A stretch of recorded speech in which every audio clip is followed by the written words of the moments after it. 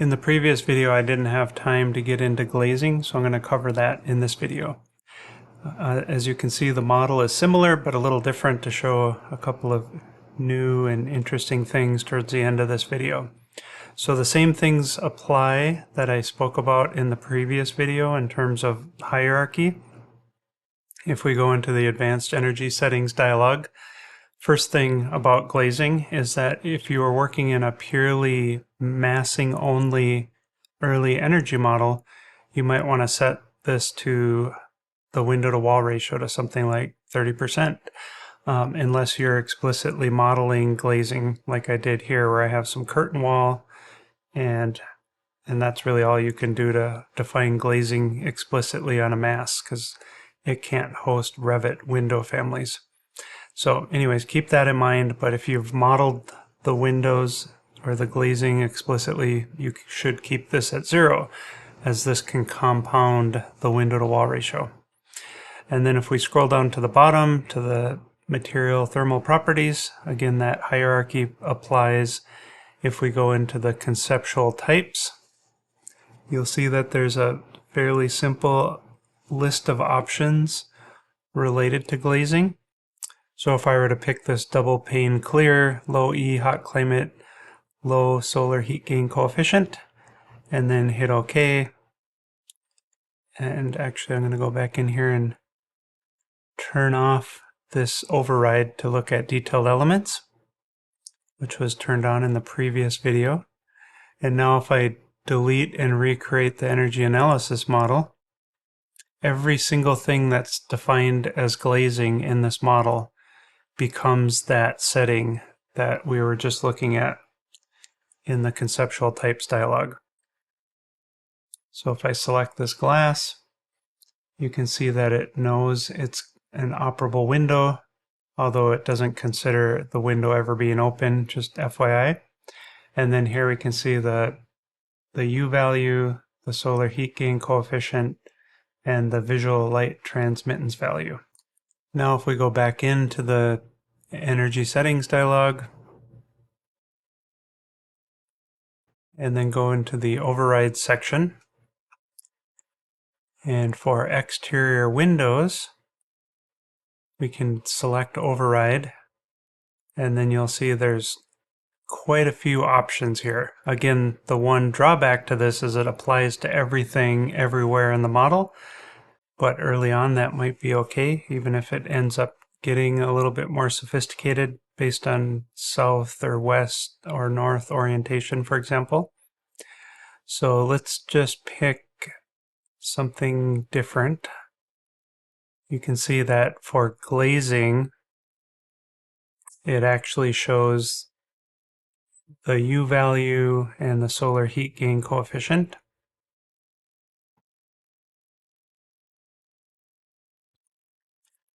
Now we'll go back to our analytical surfaces,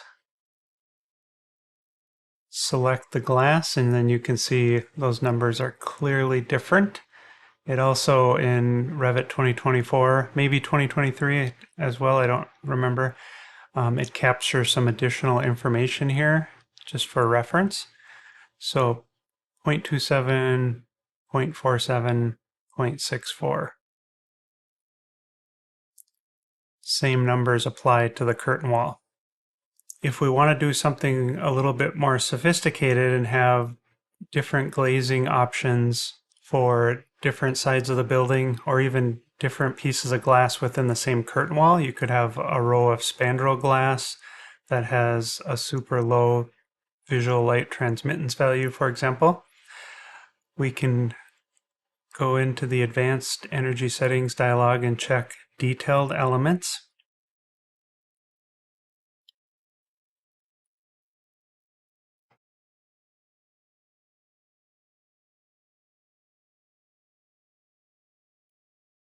So now if we look at the glazing properties, we can see the values for visual light transmittance, solar heat gain coefficient, and U value are 0.9, 78, 64. If we go to our 3D model and select the window, you'll see the settings are 0.97864. So all of that is coming from this opportunity here to select a schematic type. This is the same list in the schematic types dialog with the override checkbox. If we go down a ways, we'll see the triple glazed option that we picked. So we have the ability to specify something like a schematic type, and you can see the input or the values for each input are grayed out because they're tied to this selection. In the last couple of versions of Revit, we now have the ability to select user defined. I'll touch on what building type is in just a minute, but user defined allows us to type in any value that we want.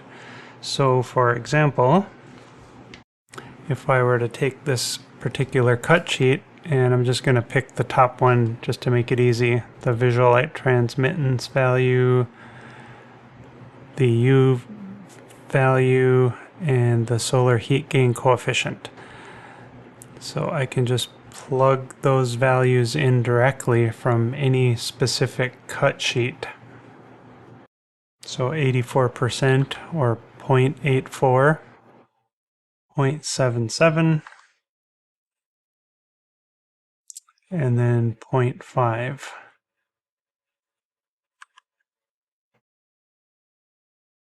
Hit OK.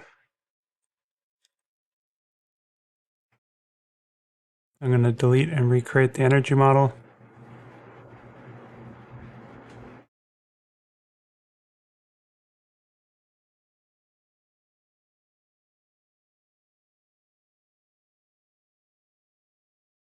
And now when we select this glazing, we can see the 0.5, 0.77, and 0.84 that I just entered as a custom value. So that means that for glazing in a curtain wall, for example, you could select this, unpin it, go to edit type, duplicate it, and make each glazing pane a separate glass type. And then finally, as I mentioned, there's a third option here that I don't typically use. I'm not quite sure it works, because if you pick building type, the values are blank. So maybe it's using the building type, I'm not entirely sure, but you could create an energy model right now and see what the values are. And so where that information is coming from is going to be in the advanced energy settings dialog and schematic types. You see how it uses the word building here? This is actually the construction types for the building unless specified otherwise, basically. And so it should be using this setting, I believe, even if it's not overridden, because that's what building type means. Just an interesting little side note, if we go to a level 1 floor plan and then just create a space off to the side and then select it, in the properties for a space, and I'll talk about this kind of stuff a little bit more detailed in the future, but notice construction type is set to building, and then when we click on this, interestingly enough, in this dialog we can duplicate and rename and make additional building construction types. And this one that's set to building is getting its information from that dialog box where we check these two things. And in this context, for some reason, it's read-only. But if you select this one, you could create new options, and I don't think this applies at all to that dialog box for the windows because we didn't see the word construction one. So getting off on a tangent, but why not? So I'm going to delete that space, and then I'm going to go back, and one last thing I wanted to show just for fun is if we look at the analytical surfaces here, of course on the side here this is an exterior wall, and of course on the side of this building. It's an exterior wall. And then this slab here happens to be a slab on grade because the floor happens to be coplanar with the level and the ground plane set to level 1. So that becomes a slab on grade, which actually has some unique properties associated to it when it goes into EnergyPlus or DO 2.2. You can see the properties here for the slab on grade. On the other hand, in this other model, if I select the floor, we'll see that says slab on grade.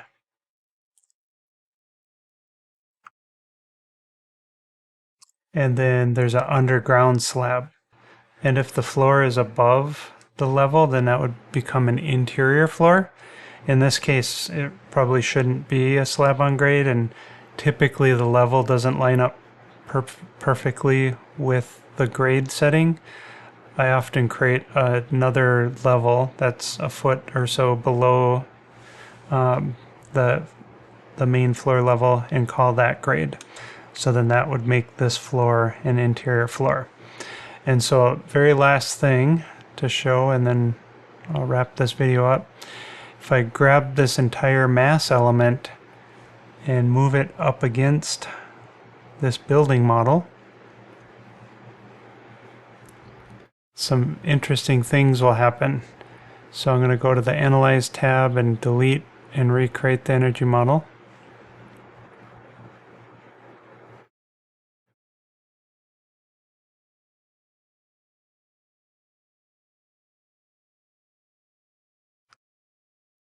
So now if I select the wall, you can see it's actually an interior wall. And there's only one surface there. So the surface of the mass element and the surface of the Revit element actually combined to create a single element. And to help see this a little better, one nice little trick when you're in this view is you can actually use the hide and isolate elements. So I'm going to hide some of these elements.